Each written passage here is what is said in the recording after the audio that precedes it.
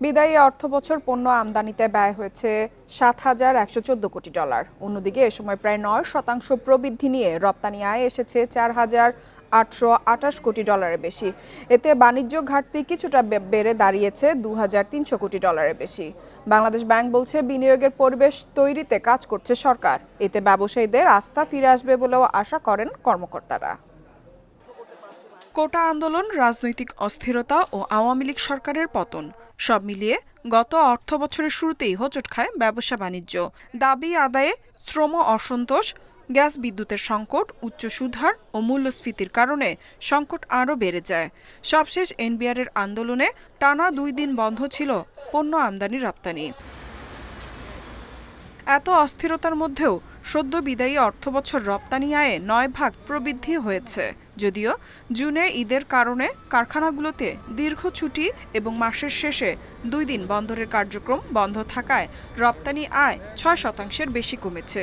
অন্যদিকে গত অর্থবছর আমদানি ব্যয় পরিশোধ করা হয়েছে $7,114 কোটি। সব মিলিয়ে অনেকটাই স্থিতিশীল রয়েছে বাণিজ্য পরিস্থিতি।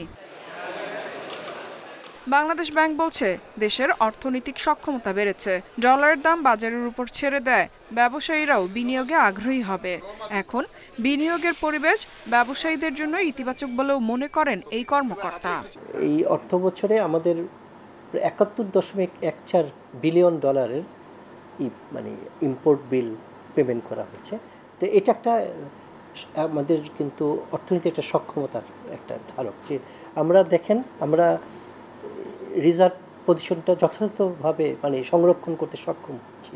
আবার সরকারি বিভিন্ন মেগা প্রজেক্টে যেগুলো কিস্তি ছিল সেগুলো ব্যাংকগুলো পরিশোধ করছে, রাষ্ট্র থেকে যেগুলো লোন সেগুলো বাংলাদেশ ব্যাংক পরিশোধ করছে।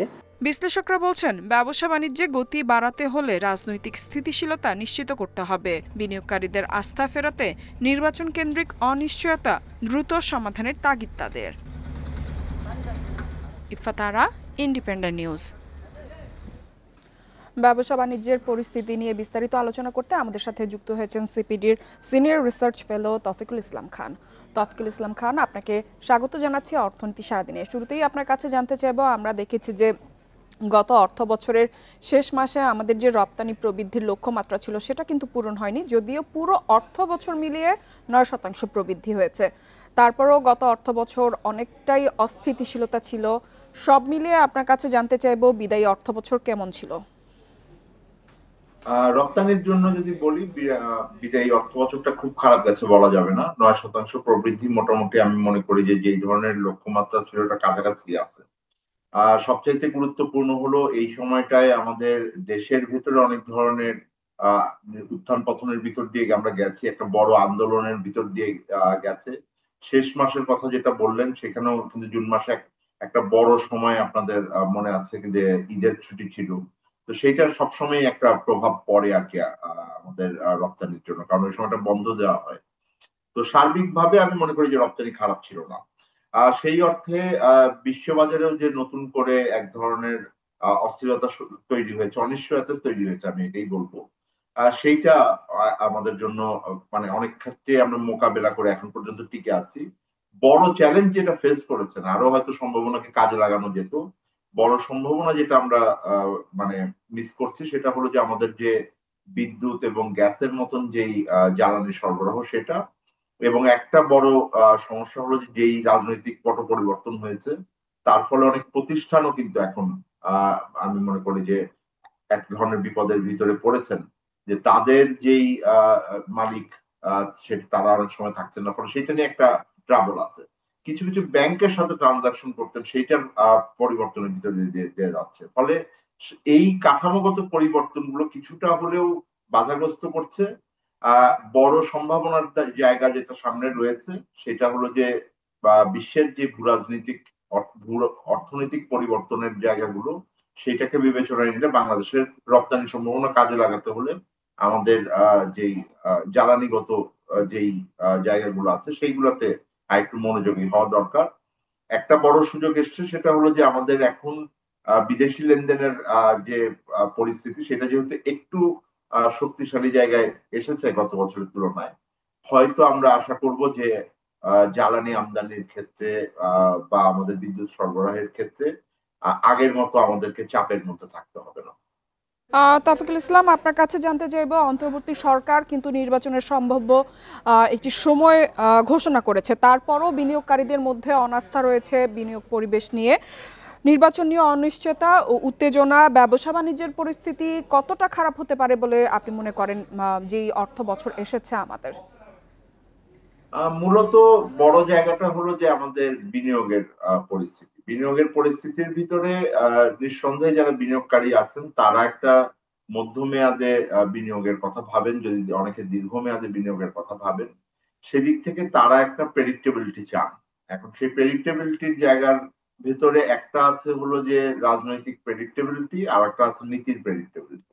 সো পলিসি গুলো কি হবে, এটা এখন যেহেতু অন্তর্বর্তীকালীন সরকার আছেন, একটা রিফর্মের ভিতর দিয়ে যাচ্ছে, নতুন যে সরকার আসবেন নির্বাচিত হয়ে, তাদের পলিসি গুলো কেমন হবে সেটার জন্য অনেক সময় কিছুটা ওয়েট করেন।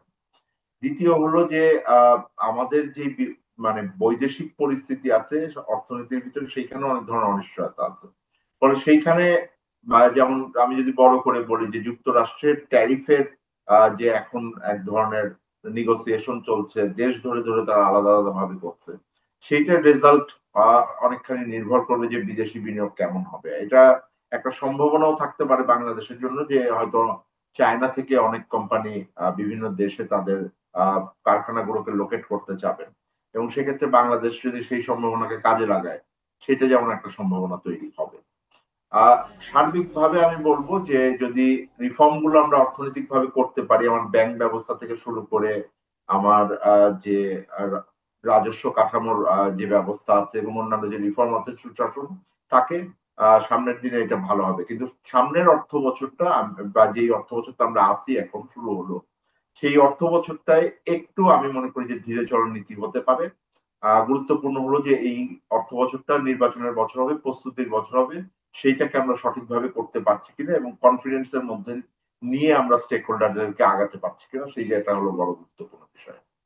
আপনি যুক্তরাষ্ট্রের সাথে শুল্কর বিষয়টি বলছিলেন, সেই সঙ্গে কিন্তু ভারতের সাথেও আমাদের বাণিজ্য সম্পর্কে কিছুটা হলেও ফাটল ধরেছে। সব মিলিয়ে সামনের দিনে বাণিজ্য পরিস্থিতি কতটা চ্যালেঞ্জিং হবে বলে আপনি মনে করেন? না, যেটা বললাম যে চ্যালেঞ্জ হবে ভারতের সাথে। আমি যদি আপনি ট্রেড স্ট্যাটিস্টিক্স গুলো দেখি, সেটার মধ্যে যে অনেক বড় ক্ষতি এসছে তা না, কিন্তু একই রকম যে আমাদের পার্শ্ববর্তী দেশ, আমাদের যে যদি আমরা রপ্তানি বহুমুখীকরণের কথা বলি, আমার যেই আমদানি করার উৎসের কথা বলি, তাহলে ভারত একটা গুরুত্বপূর্ণ জায়গা আছে এবং সেটার সম্ভাবনা আরো রয়েছে। ফলে আমাদের যে পররাষ্ট্র নীতির কথা আমরা বলি যে সবার সাথে আমাদের বন্ধুত্ব থাকবে, সেইটাকে বিবেচনা করলে আমরা চাইবো যে সব দেশের সাথেই যেন আমাদের বাণিজ্য সম্পর্কগুলো আরো জোরদার হয়। সেক্ষেত্রে আমি মনে করি যে রাজনৈতিক সিদ্ধান্তগুলো কিন্তু অনেক গুরুত্বপূর্ণ হয়ে উঠছে। এটা যুক্তরাষ্ট্রের ক্ষেত্রেও সত্যি। যুক্তরাষ্ট্রের আভ্যন্তরীণ যেই মানে রাজনৈতিক পরিস্থিতি আছে, তাদের সিদ্ধান্ত আছে, একই রকম ভাবে আমাদের যেই সার্বিকভাবে যে আমাদের পলিটিক্যাল ইকোনমি আছে, সেটার সাথে মিলিয়ে কিন্তু তারা নেগোসিয়েশন করছে। তো সেই বিষয়গুলো আমার মনে হয় যে ইটস বিয়ন্ড ইকোনমিক্স, বাট অনেক ক্ষেত্রেই politics will also influence economics. আর কি রাজনীতি অর্থনীতিকে অনেকখানি প্রভাবিত করবে। সুতরাং সবসময় আমাদের জন্য গুরুত্বপূর্ণ হলো যে আমাদের নিজেদের দেশের স্বার্থকে আমরা সর্বাগ্রে রেখে এবং সেইটার ব্যাপারে আমরা মনোযোগ যেমন দিব, আমাদের দেশের ভেতরের যে শক্তিগুলো আছে, আমাদের অবকাঠামো থেকে শুরু করে সুশাসন প্রতিষ্ঠানের জায়গাগুলো, সেইগুলাই মনোযোগ দিলে এই যে অনিশ্চয়তা আছে, এই অনিশ্চয়তাকে মোকাবেলা করা সম্ভব। তৌফিকুল ইসলাম খান, আমাদের সাথে যোগ দেওয়ার জন্য আপনাকে ধন্যবাদ।